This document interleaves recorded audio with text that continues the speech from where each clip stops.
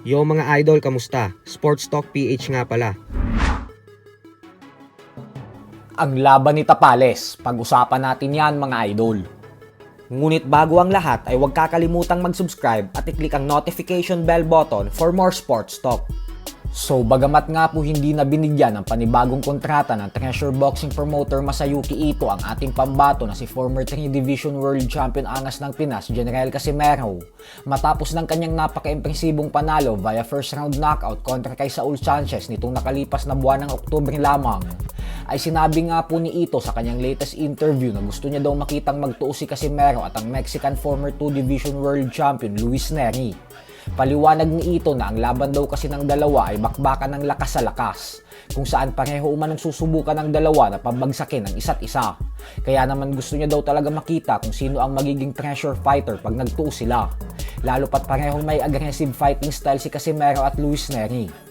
Kung atin pong matatandaan ay may alitan na talaga sa pagitan ng dalawa sa mga nakalipas na taon, kung saan walang tigil ang palitan ng maiinit na salita ni Casimero at Neri sa social media.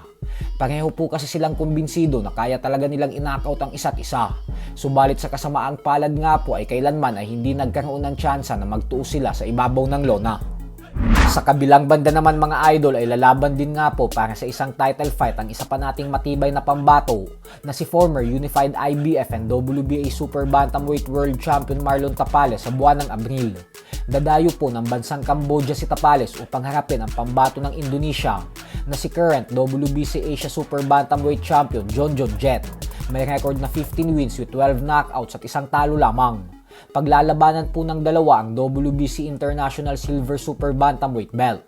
Matapos pong matalo via knockout ni Tapales sa kamay ni Naoya Inoue magdadalawang taon na ang nakakalipas, ay nakabangon na po ito at nanggagaling na sa dalawang magkakasunod na panalo ngayon. Kasama na dyan ang napaka-impresibong first round knockout win kontra kay Natapong Giancaneu. Ayon kay Tapales ay ang target niya umano ay muling makabalik sa tuktok ng boxing at maging isang ganap na world champion ulit sa lalong madaling panahon. Samantala, nagbanta naman nga po ang makakasagupa ng former undisputed lightweight world champion Devin Haney na si former unified junior welterweight world champion Jose Ramirez. Paliwanag nito na hindi na daw siya natutuwa sa mga sinasabi ng tao na tune-up fight lamang siya para kay Haney dahil naghahanda ito sa mananalo sa pagitan ni Ryan Garcia at Rolando Romero. Paliwanag ni Ramirez na andito umano siya upang sirain ang planong rematch ni Haney at Garcia at bagko siya daw ang lalaban sa mananalo kay Garcia at Romero dahil sisiguraduhin niya umano na hindi makakalagpas sa kanya si Haney.